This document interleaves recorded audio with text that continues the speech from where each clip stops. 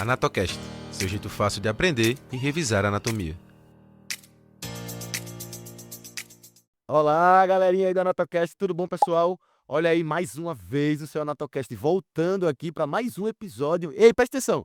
Novo formato, sim, do Anatocast. Agora em videocast. Você que estava acostumado aí apenas de áudio, né? Apenas em nos escutar. Agora você também pode nos assistir, nos ver ao vivo aqui, gravando o episódio aqui do seu Anatocast. Beleza, pessoal? Olha só. Nessa nova temporada e nesse novo formato, a gente vai trazer inicialmente agora sobre a temporada do sistema urinário. E em especial nesse primeiro episódio, vamos falar sobre os rins, que são os nossos órgãos centrais aí, né, do nosso sistema urinário, beleza? Olha só, para esse bate-papo de hoje, contaremos com a presença dos nossos estudantes aqui do curso de medicina do 4º ano, daqui do curso de medicina do Núcleo de Ciências da Vida, aqui no Centro Acadêmico do Agreste da UFPE. Fica aqui, no interior de Pernambuco, na cidade de Caruaru. Tá joia, pessoal? E hoje a gente tem Miguel Montenegro e Zaiane Evilho, que vão comentar um pouquinho, vão conversar com a gente aqui sobre os nossos rins. Meninos, Miguel em especial, quais são as expectativas de hoje aí, pra gente conversar aqui no nosso Anatocast de hoje? Então, professor, primeiramente, bom dia, né? E também bom dia a todos os ouvintes aí. As expectativas da gente hoje são as melhores possíveis para tentar desmistificar um pouquinho do medo que o pessoal tem da anatomia dos néfrons, né? O pessoal geralmente tem muito medo da anatomia do rim como um todo, do funcionamento do rim, do funcionamento do sistema urinário. Então, a gente vai tentar dar uma reduzida nesse medo do pessoal, tentando explicar da forma mais didática e mais descontraída possível que a gente conseguir aqui. Muito bem, Miguel, obrigado mais uma vez, muito bem-vindo pela presença. Isa, e você? O que é que você acha, como é que a gente vai conversar aqui nesse episódio de hoje? Olá, professor. Olá, Miguel. Olá, ouvintes. Tudo bem? Estou muito feliz de estar aqui e a gente vai conversar de forma bem descontraída aqui sobre anatomia, como sempre foi o AnatoCast. E espero muito que vocês gostem. Muito bem, meninos. Então, olha só, pessoal. Se você também puder acompanhar aí, viu? Com o auxílio de um livro, um atlas, alguma coisa que tenha as imagens anatômicas, também vai ser importante, porque você vai conseguir fixar melhor um pouco desse conteúdo que a gente vai conversar aqui para vocês, tá? Já aproveitando, vocês também podem, viu, nos seguir aí nas nossas redes sociais, Instagram, YouTube, no Spotify, na Deezer, no Amazon Music, enfim, todas as plataformas de podcast, vocês também podem nos acompanhar aí e ficar ligado nos conteúdos anatômicos que a gente vai trazer para vocês, tá já? Então, meninos, olha só. Eu vou conversar, dar uma introdução leve sobre nossos rins, né, que são os órgãos centrais aí, principais do nosso sistema urinário. E a gente vai, então, depois eu passo a bola para vocês darem continuidade na explicação anatômica aí dos nossos rins em especial. Então, olha só. A gente tem dois rins, né? Um do lado direito, um do lado esquerdo, que são órgãos que têm um formato aproximadamente semelhante a um caroço de feijão. Apresenta duas extremidades, né, que são chamadas de polos, um polo superior e um polo inferior. Apresentam duas faces, uma face ventral e uma face dorsal, e essas faces se encontram formando duas margens ou bordas. Uma margem mais lateral, que é mais convexa, e uma margem mais medial, que é côncavo, convexa, né? E que tem ali uma região de um entalhamento nessa porção dessa margem medial, que os meninos vão comentar um pouco mais adiante, chamada de hilo renal. Tá certo? Quando a gente faz um corte frontal e a gente adentra a estrutura renal, aí eu vou passar essa bola para os meninos agora que eles vão lidar um pouquinho falando com vocês aí sobre essa parte mais interna dos rins. E aí, quem vai começar um pouquinho? Então, eu posso começar aqui falando que os rins eles são considerados órgãos nobres, né? Porque eles possuem a função de filtrar o rim, de filtrar o sangue e diversas outras regulações para a nossa homeostase. Então, como o senhor tinha falado, se a gente fizer um corte do rim, um corte coronal do rim, como a gente consegue ver aí na nossa imagem, a gente vai conseguir dividir ele em duas porções praticamente, que seriam o córtex, a porção mais externa, e a medula, que seria a porção mais interna. E dentro deles, a gente tem diversas subdivisões que a gente vai conseguir comentar um pouquinho mais pra frente, não é isso, Isa? Isso mesmo, Miguel. E só complementando, né, um pouco, no córtex existem essas extensões que ficam entre as pirâmides renais, e essas pirâmides renais são parte da medula renal. Muito bem, meninos. Olha só. Em relação a essa medula renal, só algum detalhe um pouco maior. Ela tem um formato aproximadamente piramidal, né? São as principais estruturas da nossa medula renal. E essa porção mais externa da medula, que a gente chama normalmente isso aqui de arco, né, ou base da medula, que fica voltada aqui diretamente para o córtex renal, e a porção mais interna da medula, essa aqui, ó, que termina numa região chamada de papila renal, que inclusive é uma estrutura perfurada, né? Existem alguns forames ali de abertura, em especial dos ductos coletores, que a gente vai comentar daqui a pouquinho, quando a gente falar especificamente ali dos néfrons, que são as estruturas principais filtradoras dos nossos rins, né? O que mais, Miguel? Você vai fomentar aqui um pouquinho pra gente, para os nossos ouvintes, e agora os nossos telespectadores aí do nosso Anatocast. Então, o senhor tinha falado aí sobre as pirâmides, né, que fazem parte da medula renal. As pirâmides, têm um nome, né, são as pirâmides de Malpighi. E dentro do córtex, as estruturas que são localizadas entre essas pirâmides são conhecidas como colunas de Burton, que a gente vai comentar sobre elas um pouquinho mais pra frente. Mas falando um pouco mais sobre a questão morfológica do rim, que a gente encontra um pouco no próximo slide, pronto, a gente consegue perceber ali que o rim esquerdo joga um pouco mais para baixo e ele está localizado, os rins eles estão, de modo geral, localizados entre a 12ª vértebra torácica e as 3 primeiras vértebras lombares. Eles possuem mais ou menos 11 a 12 centímetros de comprimento e de 5 a 7 centímetros de largura. Aí variações nessas estruturas anatômicas elas podem indicar algumas patologias para a gente. Não é isso, Isa? Então, pessoal, só complementando aqui, falando sobre o hilo renal, né, que o professor já citou, nessa parte mais côncava do rim, é importante que é onde o local que sai o ureter e onde sai as veias e entram as artérias no rim, em cada um de acordo com sua localização. Muito bem, meninos, olha só. Essas artérias, né, que vão adentrar na região renal aí pelo hilo, vão levar toda a vascularização, né, toda a irrigação arterial para essa região do rim como um todo. As veias renais vão drenar, né, vão retirar esse sangue venoso produzido pelo metabolismo das próprias células renais. E o ureter, né, na verdade, a pelve, e logo depois transforma-se em ureter, vai sair ali dos rins pelo hilo, conduzindo a urina agora já formada a partir da filtração do nosso sangue, né? O que mais, pessoal? Aproveitando, professor, queria falar sobre uma camada fina e transparente que recobre o rim. A gente chama ela de cápsula renal. E ela é importante justamente para manter esse formato, né, que a gente, observando aí, a gente lembra um feijão, né, que nem o professor já falou, e também para proteger de traumas. Muito bem, inclusive também proteger contra o excesso de atrito, né, com os órgãos vizinhos ali na cavidade abdominal, onde esses rins se localizam. E aí, o que mais? A gente vai seguir trabalhando aí um pouquinho dos nossos rins. Então, agora a gente vai continuar aqui comentando sobre a vascularização do rim. Aí o senhor queria comentar alguma coisa, professor? E quero sim, então. Pessoal, olha só, Miguel começou falando que a gente agora vai entrar na parte de vascularização, e em especial agora primeiro sobre a irrigação arterial. Então, os rins são irrigados, em especial pela artéria renal, né? Que é uma artéria ali ramo direto da aorta abdominal. Essa artéria renal adentra na região hilar, ou seja, no hilo renal, através da artéria renal, e logo em seguida ela se bifurca nas artérias segmentares. Os nossos rins são subdivididos em 5 segmentos principais, alguns na região mais anterior, outros mais na região posterior. Então essa artéria renal, ela subdivide-se em artérias segmentares, e cada uma dessas artérias vão para os segmentos específicos dos nossos rins. Ao adentrar em cada um desses segmentos, essas artérias vão se subdividir lá dentro, vão se ramificar, vão passar a ser chamadas de artérias interlobares, né? Em seguida, essas artérias interlobares adentram ou ascendem e caminham em direção à periferia do órgão, em especial ao córtex renal, pelas colunas, né? Pelas colunas renais, e agora recebem o nome de artérias interlobares. Interlobares. Essas interlobares ascendem por essas colunas renais, chegam até a região da base da pirâmide, onde elas agora vão se arquear, vão fazer uma curvatura aqui por cima na base da pirâmide, ainda no córtex renal, e dessas artérias arqueadas vão emergir uma série de ramos, chamadas agora artérias interlobulares. E a partir dessas artérias interlobulares, a gente vai ter a formação das arteríolas aferentes. São essas arteríolas aferentes que vão conduzir, né, o sangue em direção aos néfrons, para que esses néfrons possam, então, filtrar esse nosso sangue, retirar ali algumas impurezas, né, e de repente a gente formar, então, a nossa urina, ok? Então a gente tem aí toda a nossa ramificação das artérias no interior dos rins. Só recapitulando aí, passa de artéria renal para as artérias segmentares, das artérias segmentares para as artérias interlobares, das artérias interlobares para as artérias arqueadas, por fim, as artérias interlobulares, e por final a gente tem a ramificação nas arteríolas aferentes, que vão ser as que vão formar ali o glomérulo, né, o glomérulo renal ali já a nível dos néfrons, para filtração desse nosso sangue e formação da nossa urina. É isso, meninos? É isso aí, professor. E uma questão interessante também que eu queria falar sobre o suprimento sanguíneo, né?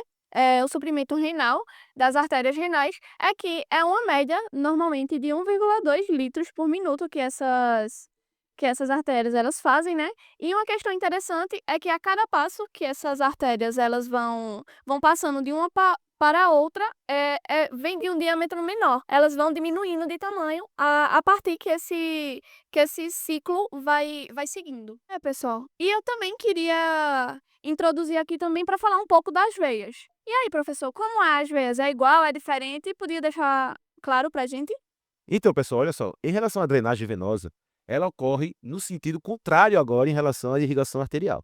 A gente tem a irrigação arterial do centro do órgão em direção à periferia, até chegar nas arteríolas aferentes, e agora a gente vai retornar, trazendo esse sangue venoso da periferia para o centro, para a região do hilo.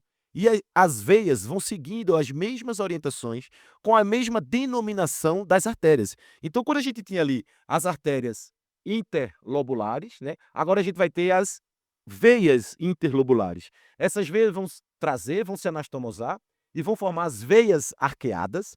Essas veias arqueadas vão adentrar pelas colunas renais, agora com o nome de veias interlobares, vão seguir em direção à região central do órgão e vão passar a ser chamadas de veias segmentares, e essas veias agora vão sair, né? Vão sair através do hilo renal, seguindo em direção à formação da nossa artéria renal, da nossa veia renal. Deixa eu só voltar aqui um pouquinho, aqui, ó, da nossa veia renal. Então a gente tem aqui, ó, algumas das artérias segmentares, né?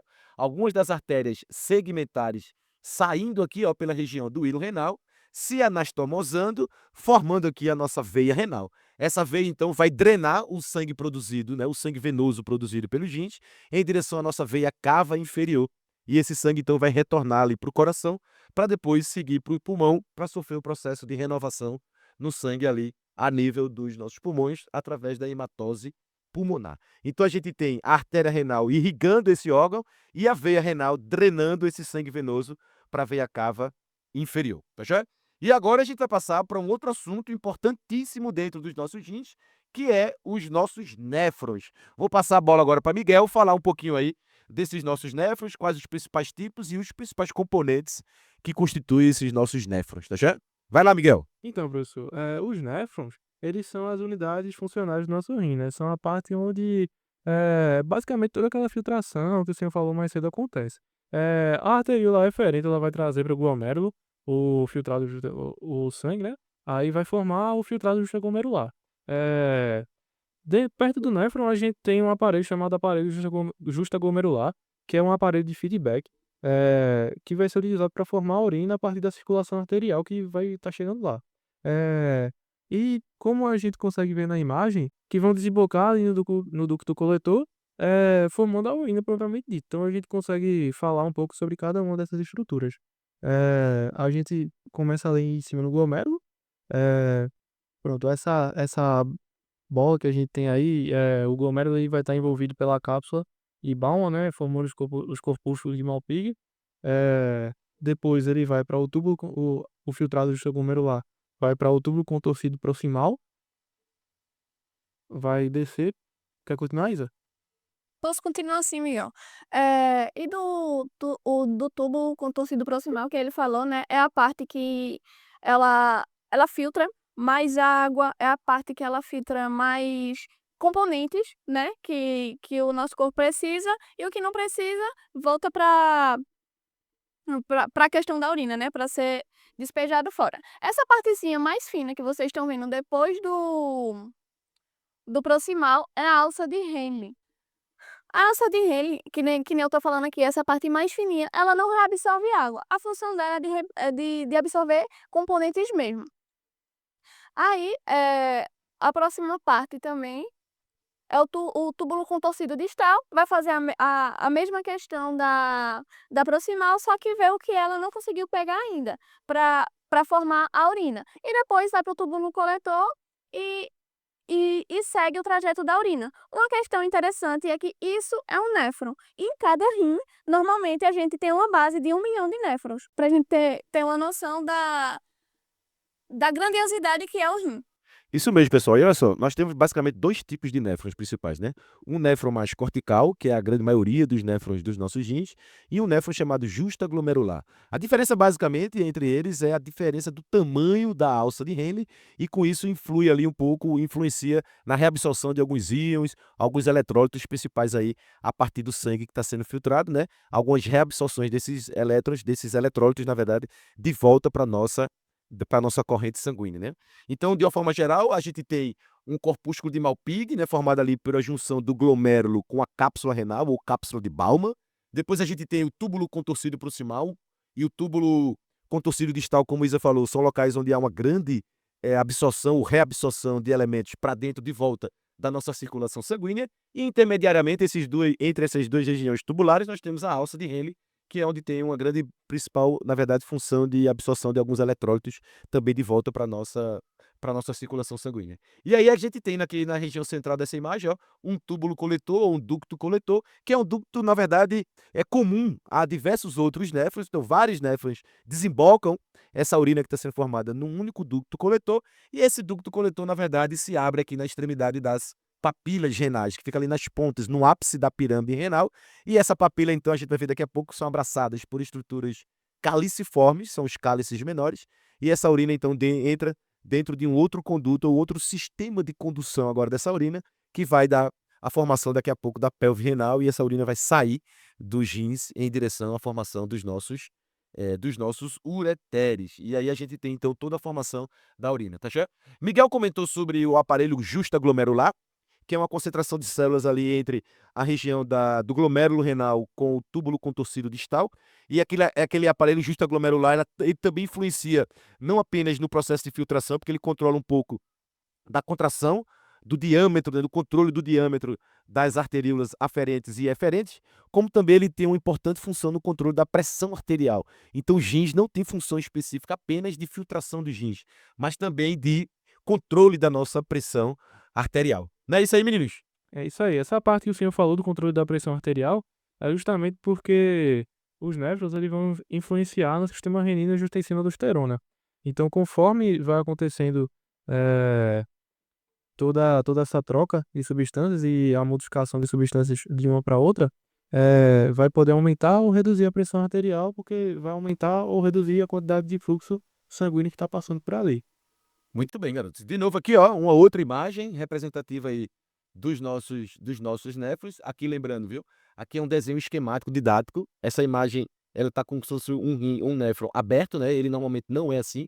Isso aqui é apenas para didaticamente a gente conseguir identificar a região do corpúsculo, né, glomerular, aqui com o glomérulo e a cápsula, aqui o túbulo contorcido principal, ou melhor, proximal, a alça renal, o túbulo contorcido distal e, por fim, o ducto coletor, conduzindo aí, então, a nossa urina em direção às papilas renais para a formação, então, da nossa urina propriamente dita, para ela sair, então, e adentrar diretamente ali a região dos cálices menores, que vão se confluir para formar os cálices maiores, e por fim, forma-se então a pelve renal. Essa sim sai dos rins em direção à região inferior dos rins, onde vai se formar os ureteres, que vão conduzir essa urina em direção à nossa bexiga. Preste atenção aí nos próximos episódios, que serão assuntos dos próximos episódios aí do nosso Anatocast, tá já?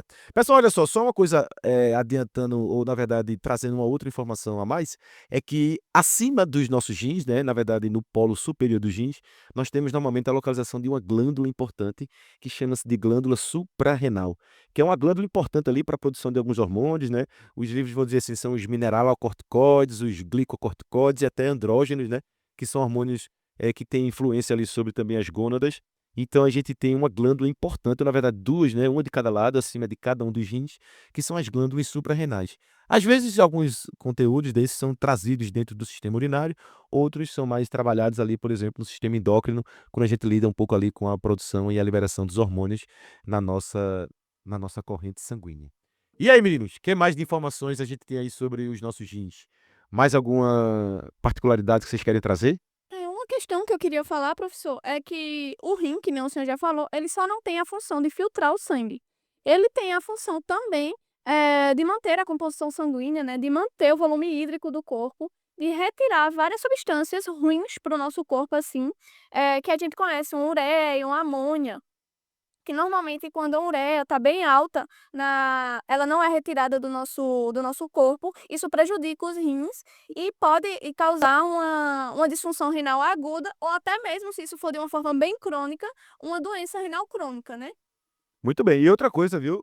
Vocês que já ouviram falar sobre rins aí, muita gente fala assim: ah, eu já tive cálculo renal, é uma das piores dores do mundo. E o que vocês acham? O que vocês podem trazer para os nossos ouvintes e telespectadores aí sobre o que é cálculo renal? Então, seguindo na pegada de doenças aí que a gente estava comentando, a principal doença que acomete os rins vai ser justamente o cálculo renal. O cálculo renal é a formação basicamente de pedras no rim, né? E a gente tem formação de cálculos de diversos tipos de matérias-primas diferentes. Por exemplo, uma das funções do rim, que seria a do túbulo contorcido distal, é reabsorver cálcio. E um dos principais materiais que vai estar formando cálculo renal seria cálcio. Então, isso pode ocorrer por alguma patologia que o paciente tenha no rim ou por ingestão demasiada de cálcio e algumas outras substâncias. Pronto, além disso, outra matéria-prima que pode ser utilizada na formação de cálculos renais seria a partir das bactérias que vão formar cálculos de Struvita. Esses cálculos de Struvita eles tendem a ser maiores, conhecidos como cálculos coraliformes, e basicamente, quando é que um cálculo ele vai dar uma repercussão clínica bastante importante ali e vai fazer o paciente,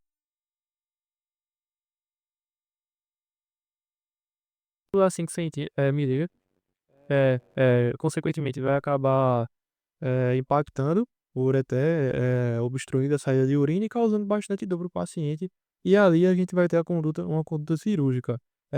Abaixo desse tamanho, a gente teria uma conduta expectante, podendo utilizar outros medicamentos ali, como por exemplo tanzulosina, para alargar essa estrutura e fazer com que esse cálculo saísse, né, em forma de urina. Mas quando a gente tem cálculos de Struvita, que são os formados pelas bactérias, eles tendem a ser grandes e a conduta geralmente tende a ser cirúrgica e antibiótica.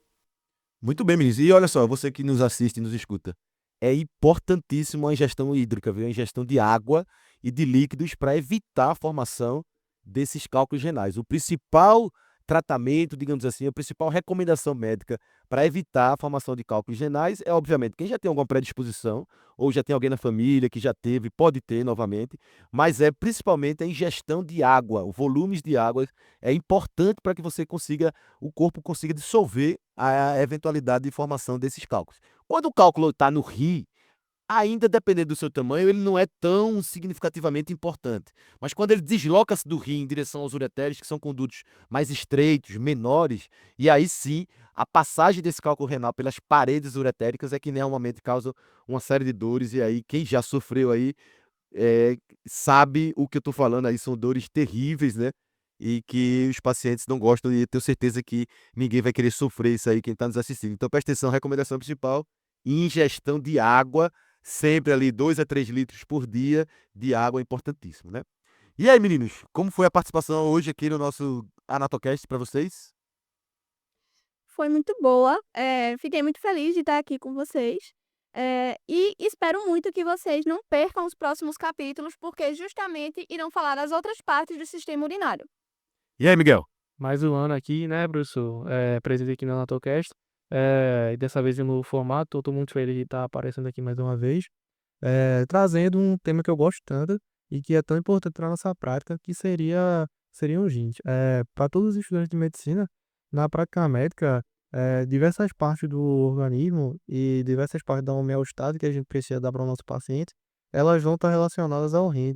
Uma das coisas que a gente mais vai ver na nossa prática seria a nefrolitíase e também doenças renais, ou por exemplo, injúria renal aguda, doença renal crônica.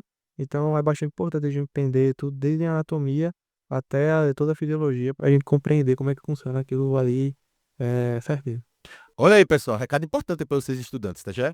Então, olha só, eu acho que a gente vai ficando por aqui, viu? Ei, antes de você sair aqui do nosso canal ou do nosso podcast, vai aí, segue a gente nas redes sociais, segue nosso canal aqui no YouTube, vai aí no Spotify, nas plataformas de podcast. Ei, o Spotify também você pode avaliar o nosso podcast, viu? Dá lá 5 estrelinhas, né? 5 stars pro Anatocast aqui, já que você curte e você escuta. E agora pode nos assistir agora aqui nesse novo formato do Anatocast. Então, pessoal, olha, vamos ficando por aqui. Espero vocês aqui no nosso próximo episódio do seu Anatocast. Seu jeito fácil de aprender e revisar a anatomia. Anatocast, seu jeito fácil de aprender e revisar a anatomia.